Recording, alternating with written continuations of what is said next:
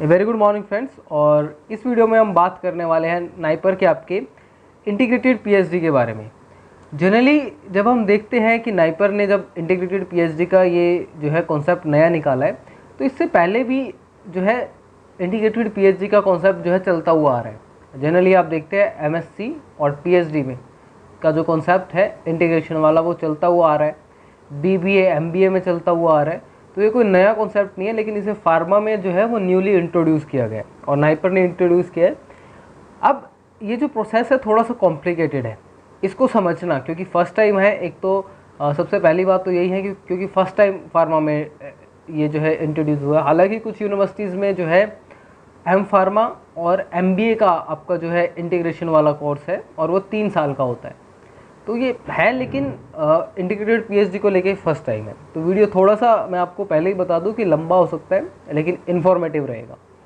सबसे पहले जो इंटीग्रेटेड पीएचडी का कॉन्सेप्ट है ये होता क्या है, तो एक ये आपका 6 ईयर प्रोग्राम होता है जिसमें आपके 2 ईयर्स जो हैं वो आपके पोस्ट ग्रेजुएशन के लिए होते हैं और जो आपके 4 ईयर है वो आपके पीएचडी के लिए होता है। नॉर्मली यही कॉन्सेप्ट रहता है और नाइपर ने भी यही रखा है कि 6 ईयर इंटीग्रेटेड पीएचडी प्रोग्राम है, 2 साल मास्टर्स कोर्स यानी पीजी के लिए और 2 साल पीएचडी के लिए। अब यहाँ पर पहले ही मैं बता दूँ, जो ये मैं पीजी कोर्स की बात कर रहा हूँ ये आपका एम फार्मा एमबीए और जो दूसरे कोर्स होते हैं पीजी में वो भी हो सकता है, जो आपका नाइपर कराता है या एमएस वगैरह जो भी होता है तो वो हो सकता है। तो एम फार्मा और एमबीए भी हो सकता है पीजी में, या फिर आपका एमएस वगैरह जो भी रहता है वो भी हो सकता है। अब ये जो इंटीग्रेटेड पीएचडी में है ये सिलेक्शन होगा कैसे, इसके लिए या कोई अलग से एग्ज़ाम नाइपर कंडक्ट कर रहा है? तो ऐसा कुछ भी नहीं है। जो आप पीजी एंट्रेंस देते हैं नाइपर के लिए उसी के बेस पे आपका सिलेक्शन होगा। आपको कोई पीएचडी वाला एंट्रेंस नहीं देना, आपको पीजी वाला ही एंट्रेंस जो है वो देना है। तो परफॉर्मेंस जो आपका रिटन टेस्ट में है उसके बाद जो इंटरव्यू है, जैसे मोस्टली आप देखते हैं एम फार्मा में नाइपर का एग्ज़ाम क्वालिफाई करने के बाद आपका इंटरव्यू नहीं होता है, एमबीए में जो है वो इंटरव्यू रहता है। तो यहाँ पर वो चीज़ तो है कि आपका अगर आपको इंटीग्रेटेड पीएचडी में लेना है तो आपको इंटरव्यू देना पड़ेगा। और यहाँ पर कुछ फ़ायदे हैं, मैं आपको थोड़ा सा एक्सप्लेन कर रहा हूँ। फ़ायदे क्या, जब आप पीजी के बाद पीएचडी करने के लिए जाते हैं तो सबसे पहले जो आपने पीजी में आपने जो प्रोजेक्ट काम किया होता है, जो प्रोजेक्ट वर्क किया होता है, उसके ऊपर बहुत सारे क्वेश्चन पूछे जाते हैं जो आपसे यहाँ पर नहीं पूछे जा सकते हैं, क्योंकि आपने बी फार्म में ऐसा कुछ प्रोजेक्ट किया नहीं है।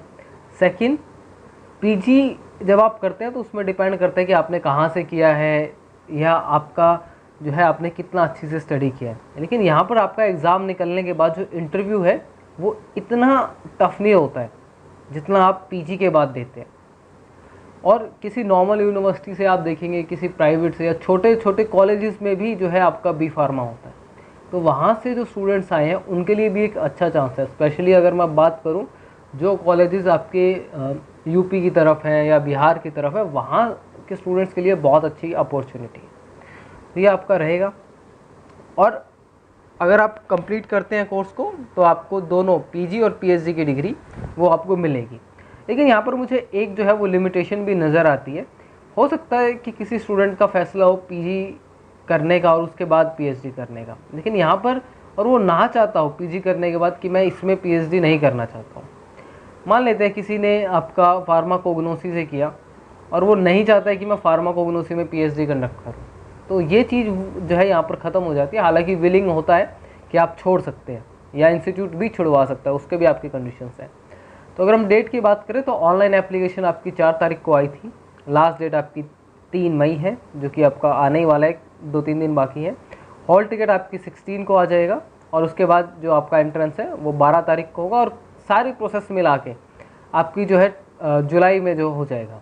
लेकिन एक बात मैं बता दूँ, जो यहाँ पर काउंसलिंग होगी रिज़ल्ट वगैरह आने के बाद, वो आपका पीजी की काउंसलिंग से पहले होगी। यानी पहले आपकी इंटीग्रेटेड पीएचडी के लिए काउंसलिंग होगा और उसके बाद जो है पीजी के लिए काउंसलिंग हो, जो आपके पीजी कोर्सेज हैं एम फॉर्म एमएस या जो भी आप देखते हैं, तो उसके लिए काउंसलिंग होगी। तो आपको याद रखना है पहले इंटीग्रेटेड पीएचडी के लिए होगा और फिर आपके लिए ये होगा। एंट्रेंस एग्ज़ाम आपका एक ही है, जो आप पीजी के लिए जो नाइपर जेई देते हैं वहीं आपका एंट्रेंस है, उसके अलावा आपको कोई अलग नहीं देना है। तो ये सब आपका रहेगा कि आपको अलॉटमेंट हो जाएगा सीट या जो भी आपका रहेगा। तो ये आपका प्रोसेस है, तो थोड़ा सा पहले है, ये अपडेट्स एक बार चेक कर लीजिएगा। मोर इन्फो अगर हम बात करें तो इसमें आपको फेलोशिप भी मिलेगा, 6 सालों के लिए। तो जो फर्स्ट टू ईयर्स तक है उनमें आपको मास्टर्स फेलोशिप मिलेगा, और बाकी जो 4 ईयर हैं उसमें आपको जो पीएचडी वाला फेलोशिप होता है वो मिलेगा। और एक बात और भी है कि यहाँ पर फीस भी अलग है। जो मास्टर्स यानी जो आप स्टार्टिंग के 2 ईयर्स देखेंगे उसमें जो आपको फ़ीस है वो मास्टर्स वाली पे करनी होगी, और लास्ट के जो आपके 4 ईयर रहेंगे उसमें जो आपकी फ़ीस है वो आपको पीएचडी वाली पे करनी होगी। और स्कॉलरशिप भी यही है कि 2 ईयर जो आपको स्कॉलरशिप है वो आपको मास्टर्स वाली मिलेगी, उसके बाद जो है आपको पीएचडी वाली स्कॉलरशिप जो फेलोशिप रहती है 31,000 या जो आपका 35 रहता है वो आपको मिलेगा। फीस का भी आपको मैं बता चुका हूँ कि इसी तरीके से रहेगा। लेकिन यहाँ पर कुछ आपका अगर हम देखें, आप दोनों के लिए अप्लाई कर सकते हैं। आप पीजी के लिए भी अप्लाई कर सकते हैं और आप इंटीग्रेटेड पीएचडी के लिए भी अप्लाई कर सकते हैं। इन पॉइंट्स में यही बताया गया, और ये आपके जो है वो आपका एक क्राइटेरिया होता है कि आपका 2 ईयर का पीजी अगर हो जाता है तो उसमें जो आपकी ग्रेड्स आएंगी उसके बेस पर आपको जो बाकी के 4 ईयर्स है उसमें प्रमोट किया जाएगा। आपको ऐसा नहीं है कि आपने एक ही बार एग्ज़ाम दे दिया, आपका इंटीग्रेटेड पीएचडी में एडमिशन हो गया तो इसके बाद आपको कुछ करना ही नहीं है। जो अब आपका पीजी कंप्लीट होगा उसमें आपका जो है सीजीपीए वो 8.50 रहना चाहिए, यानी अराउंड देखें तो आपको 78 या 79% के अराउंड जो है आपके मार्क्स रहने चाहिए जो आपका पीजी में है, तब आपको जो है आगे 4 ईयर में प्रमोट किया जाएगा। अगर आप ई और एफ ग्रेड में रहते हैं तो आपको बिल्कुल भी चांस नहीं है कि आपको आगे जो आपका इंटीग्रेटेड पीएचडी में आपको जो है प्रमोट किया जाए। ये डिफरेंट सीट्स हैं, और सीट्स आपको मिलेंगी मोस्टली आप देखेंगे हर नाइपर में आपको 10 सीट मिलेगी, 5 सीटें मिलेंगी maximum. I think her NIPER में 10 ही है, और मिनिमम हर नाइपर में 5 है। और यहाँ पर उन स्टूडेंट्स को ज़्यादा फ़ायदा है जो कि फार्माकोलॉजी या फिर टॉक्सिकोलॉजी में आगे अपना काम करना चाहते हैं, उनको है पीएचडी करना है। और इसका एक रीज़न भी है कि नाइपर ने इनके लिए सीटें ज़्यादा रखी हैं क्योंकि यहाँ पर आपको ज़्यादा हायर स्टडीज़ की रिक्वायरमेंट होती है, तो इसलिए फार्माकोलॉजी और टॉक्सिकोलॉजी की सीट्स आप देखेंगे तो आपको ज़्यादा मिलेंगी। तो मेडिसिनल केमिस्ट्री ये अहमदाबाद है। Medicinal chemistry, medical device, natural product analysis, pharmaceutical toxicology, pharmaceutics में तो टोटल आपको 6 सीटें मिल रही है। नाइपर गुवाहाटी में आपको 10 सीटें हैं। यहाँ पर अभी आपको एक सीट दिखाई दे रही है, लेकिन जैसे आप देखेंगे तो आपको वो ज़्यादा देगा। तो डिवाइसेस है, प्रैक्टिस, बायोटेक्नोलॉजी, तो ये सब आप सीटें देख लीजिएगा। ये नाइपर आपका हाजीपुर है, तो यहाँ पर 5 की 5 सीटें आपकी फार्माकोलॉजी और टॉक्सिकोलॉजी की है। नाइपर हैदराबाद में आपकी टोटल 5 सीटें हैं, 2 आपकी फार्मास्यूटिक्स है, एक फार्माकोलॉजी टॉक्सिकोलॉजी से, एक मेडिकल डिवाइस और एक आपका मैनेजमेंट जो आपका एमबीए रहता है। तो आपकी 5 सीटें हैं। नाइपर कोलकाता में भी आप देखेंगे तो 5 सीटें, 5 की 5 कोलॉजी और टॉक्सिकोलॉजी की है। तो इस तरीके से थोड़ा सा प्रमोट किया गया है। और यही आपका रायबरेली में, तो यहाँ पर 2 सीटें तो हैं आपकी फार्मास्यूटिक्स की और फार्माकोलॉजी टॉक्सिकोलॉजी और रेगुलेटरी टॉक्सिकोलॉजी की। तो टोटल आपकी 9 सीटें हैं। तो थोड़ा सा प्रमोट किया गया है फार्माकोलॉजी और टॉक्सिकोलॉजी, क्योंकि यहाँ पर ज़्यादा रिक्वायरमेंट होती है। और जो आपका नाइपर एसएएस है मोहाली में, वो जो है आपका 10 सीटें। यहाँ पे हर एक जितनी भी आपकी स्ट्रीम्स होती हैं सब में आपको एक सीटें इक्वली डिवाइडेड है। तो ये आपका रहता है। एलिजिबिलिटी की बात करें तो सबसे पहले आपके पास जीपैट, गेट या नेट होना चाहिए, और 60% मार्क्स आपके होने चाहिए। ये SC/ST के लिए जो है वो 55% हो जाता है, और CGP आपका ये रहता है। फाइनल ईयर स्टूडेंट अप्लाई कर सकते हैं, लेकिन जो आपकी काउंसलिंग होती है उस टाइम तक आपके पास रिज़ल्ट होना चाहिए, चाहे वो रिज़ल्ट आपका कॉन्फिडेंशियल हो, जैसा भी हो, लेकिन आपके पास रिज़ल्ट होना चाहिए। फॉर्म आपका 3000 का है। जनरल, OBC और फिजिकल हैंडीकैप जो कैंडिडेट्स हैं SC/ST के लिए आपका 1500 रुपये का फॉर्म। एग्ज़ाम डिटेल्स आपका वही है जैसे आपका जो PG का एग्ज़ाम होता है, तो वही आपका एग्ज़ाम है। इसमें कुछ ज़्यादा है नहीं कि आपके 200 क्वेश्चंस आते हैं, आपको अटैम्प्ट करना होता है, 2 घंटे आपके पास होते हैं। और यहाँ पर जो क्वेश्चंस हैं आपके मोस्टली फार्मा फील्ड से रहते हैं, लेकिन इसके अलावा जो दूसरी फील्ड वाले स्टूडेंट्स हैं वो भी अप्लाई करते हैं। जैसे आप देखेंगे जिन्होंने प्रोसेस केमिस्ट्री में है, या बीटेक किसी ने बायोटेक्नोलॉजी से किया है, केमिकल इंजीनियरिंग से किया है, तो वो स्टूडेंट भी अप्लाई कर सकते हैं।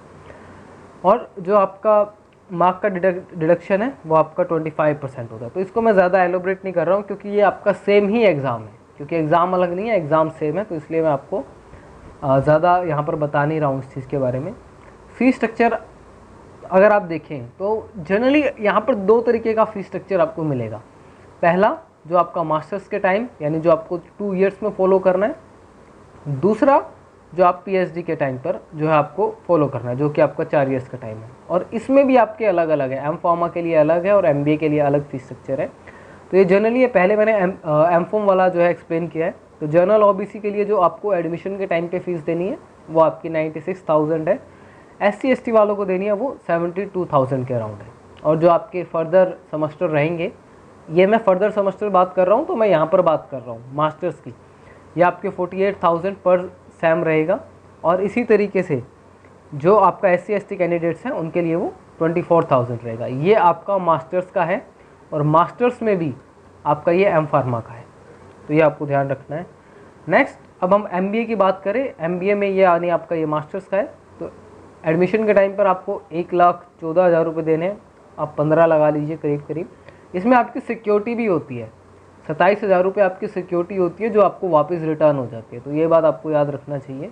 इसमें हॉस्टल के चार्जेस वगैरह बहुत कुछ इंक्लूड होता है, तो कुछ चीज़ें आपको वापस मिल जाती है, कुछ पैसे। SC ST के लिए आप देखेंगे तो 60,000 उनको एडमिशन के टाइम पे करना है, और जो फर्दर सेमेस्टर्स हैं उनके लिए 1,14,000 MBA में जो आपके फर्दर सेमेस्टर आएंगे, और SC ST को के लिए जो है कुछ वो 12,000 कुछ ऐसा आपका रहेगा जो आपको पे करना होता है। तो ये कुछ इस तरीके का आपका रहता है कि आपको इतना फ़ीस पे करना है, जो आपके 4 साल है।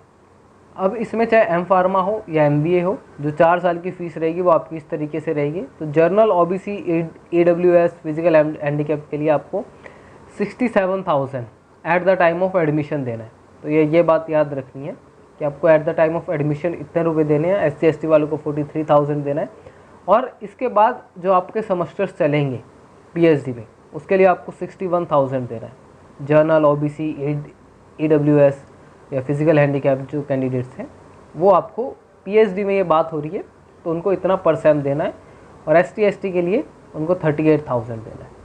तो ये आपको ध्यान रखना है कि आप फीस जो है आप अलग अलग करके देखिए, एक ही में अगर आप देखेंगे तो आपको समझ नहीं आएगा। फेलोशिप की बात करें, जो मास्टर्स की फेलोशिप है वो एम फॉर्म वालों को मिलती है 12,400, वो उनको मिलेगा। MBA वालों को नहीं मिलती है, लेकिन MBA में एक चीज़ है कि अगर आपका CGPA ज़्यादा आता है या आप टॉप 3 स्टूडेंट्स में रहते हैं तब आपको ये फेलोशिप मिलनी स्टार्ट हो जाती है। MBA में ये कंडीशन है, लेकिन नॉर्मली तो आपको मिलता ही है, जो एम फार्मा वाले हैं तो वो आपको मिलेगा। MBA में अगर आपको चाहिए तो सिर्फ 3 स्टूडेंट्स को मिलेगा जो कि टॉप होंगे। इसके बाद जो डॉक्टरेट ऑफ फार्मेसी है वो जो फेलोशिप है वो कंटिन्यू रहेगी 6.50, और ये फेलोशिप का कुछ बताया नहीं हुआ, लेकिन ये नॉर्मली 31K या 35K के अराउंड आपकी रहती है। हाँ, तो ये आपका था नाइपर इंटीग्रेटेड PhD के बारे में। मैं एक दो चीज़ें और बता दूँ यहाँ पर आपको, कि जब आप इंटीग्रेटेड PhD करते हैं तो आपको 1 साल का बेनिफिट होता है। तो ये सबसे इम्पॉर्टेंट बात है, क्योंकि नॉर्मली अगर आप PhD देखेंगे आपके PG के बाद तो वहाँ पर 5 ईयर्स 6 ईयर्स आपके लग जाते हैं। अगर आप 5 की एवरेज लगा के चलें तो यहाँ पर आपको 1 साल का बेनिफिट हो रहा है। तो ये आपको थोड़ा सा ज़्यादा इम्पॉर्टेंट चीज़ है कि आपका 1 साल यहाँ पर कवर हो रहा है। अगर किसी का ड्रॉप हुआ है पहले, किसी ने नाइपर या जीपेट के लिए ड्रॉप किया, तो यहाँ पर इसके थ्रू जो है वो कवर अप कर सकता है। तो ये आपका एक इम्पॉर्टेंट पॉइंट है। So I hope this information is enough for you. Thank you so much and all the best.